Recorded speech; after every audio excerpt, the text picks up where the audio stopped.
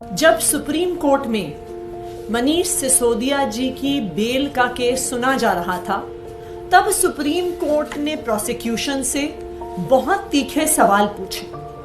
उन्होंने बार बार ईडी से एक ही सवाल पूछा कि आपके पास मनीष सिसोदिया जी से जुड़ी हुई मनी ट्रेल कहाँ है? क्या उनके पास पैसा आया? क्या उनके परिवार के पास पैसा आया?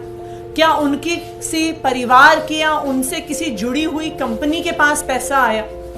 सुप्रीम कोर्ट ने बार बार पूछा कि अगर मनीष सिसोदिया के पास पैसा पहुंचता हुआ ईडी दिखा नहीं सकती है, तो फिर मनी लॉन्ड्रिंग का सवाल कैसे पैदा होता है और पीएमएलए लगने का सवाल कैसे पैदा होता है?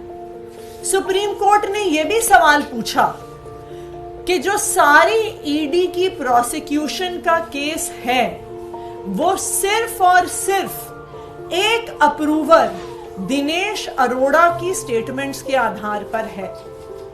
इनफैक्ट जब हियरिंग चल रही थी तो सुप्रीम कोर्ट में यही कहा गया कि अप्रूवर तो अपनी जान बचाने के लिए कुछ भी कह सकता है, उसकी स्टेटमेंट पर कितना विश्वास किया जा सकता है।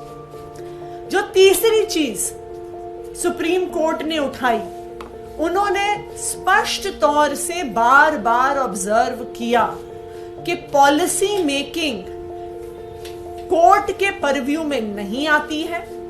पॉलिसी मेकिंग में अगर लॉबिंग हुई भी तो लॉबिंग इलीगल नहीं है जब तक क्विड प्रो क्वो इस्टैब्लिश नहीं होता कि पैसे एक व्यक्ति से दूसरे व्यक्ति के हाथ में गए और जिस व्यक्ति के हाथ में गए उसने उस ब्लैक के पैसे को व्हाइट करने की कोशिश की, यानी मनी की लॉन्ड्रिंग की कोशिश की, तब तक पीएमएलए लागू नहीं होगा, तब तक कोई गुनाह नहीं होगा।